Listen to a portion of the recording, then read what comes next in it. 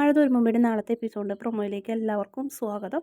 അങ്ങനെ രോഹി പറയുന്ന അലീനോട് നീ തീർന്നടാ, നീ തീർന്നടി എന്നിങ്ങനെ പറയുന്നുണ്ട്.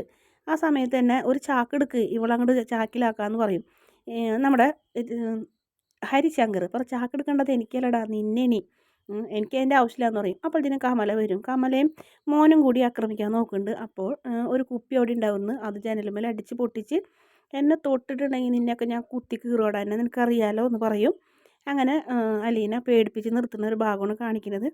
അതിനുശേഷം നമ്മുടെ കൃഷ്ണമോള് വൈജയന്തിയെ കാണാൻ ചെല്ലുന്നുണ്ട്. ഓപ്പറേഷൻ കഴിഞ്ഞ് സന്ദർശകരൊക്കെ അനുവദിച്ച് തുടങ്ങിയിട്ടുണ്ട്. കണ്ടാൽ മനസ്സിലാവില്ല ആ രീതിയിലൊക്കെ ഇനി കഴുത്തിലൊക്കെ ബെൽറ്റൊക്കെ ഇട്ട് നിൽക്കുന്നത്. പിന്നീട് നമ്മുടെ മനു വരുന്നുണ്ട്. മനുവിന് എന്തൊക്കെയോ സംഭവിച്ചിട്ടുണ്ടെന്ന് മനസ്സിലായി. അങ്ങനെ കൊല്ലപ്പള്ളിയിൽ നിന്ന് മനു ഹോസ്പിറ്റലിൽ നിന്ന് നേരെ വരുന്നുണ്ട്. നമ്മുടെ വൈജയന്തിയുടെ വീട്ടിലേക്ക് ചെല്ലുന്ന അലീന എന്തെങ്കിലും ചോദിക്കും. അവളിവിടെ ഇല്ല, അവളെ ഞങ്ങൾ പറഞ്ഞയച്ചു എന്ന് പറയും.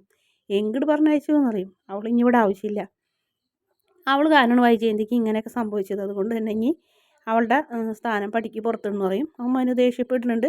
പക്ഷേ അലീനനെ എവിടെ പോയി തപ്പുമെന്ന് ആലോചിച്ചിട്ട് ഒരു പിടുത്തുണ്ടാവില്ല. പക്ഷെ നമ്മുടെ അലീന നേരെ ഹോസ്പിറ്റലിലേക്ക് തന്നെയാണ് പോകുന്നത്. എന്തായാലും പോകണമല്ലേ, എവിടേക്ക് പോകണമെങ്കിലും സ്വന്തം അമ്മനെ ഒന്നും കൂടെ കണ്ടിട്ട് പോകാമെന്ന് വിചാരിക്കുന്നു. ഇവിടെ ചെല്ലുമ്പോൾ ബാലചന്ദ്രനോട് സംഭവിച്ച കാര്യങ്ങളൊന്നും തന്നെ പറയില്ല, ഒക്കെ മറച്ച് വയ്ക്കിന്.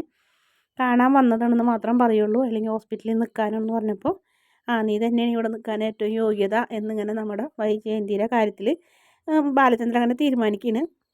നീയാണല്ലോ അവൾക്ക് ഏറ്റവും വെറുക്കപ്പെട്ടവള്, അപ്പം നീ തന്നെ അവളെ നോക്കണം, എന്നാലല്ലേ ശരിയാവുള്ളൂ, എന്നാലല്ലേ ഇതിനൊരു അർത്ഥം ഉണ്ടാവുള്ളൂ എന്ന് പറയണേ. അവളെ ബന്ധുക്കളും മറ്റുള്ളവരൊക്കെ എതിർക്കും, എന്ത് പറയും എന്നൊക്കെ ചോദിക്കുന്നുണ്ട്. എന്തായാലും അലീന അവിടെ നിന്ന് പൊട്ടിക്കരയിന്. വൈജയന്തിക്ക് ഇങ്ങനത്തെ ഒരു അവസ്ഥ സംഭവിച്ചാൽ താൻ കാരണമാണെന്ന് തീർത്തും വിശ്വസിക്കുന്നു അലീന. അങ്ങനെ അലീന ബാലചന്ദ്രൻ്റെ സമ്മതത്തോടെ ഹോസ്പിറ്റലിൽ ഇങ്ങനെ നിൽക്കണം.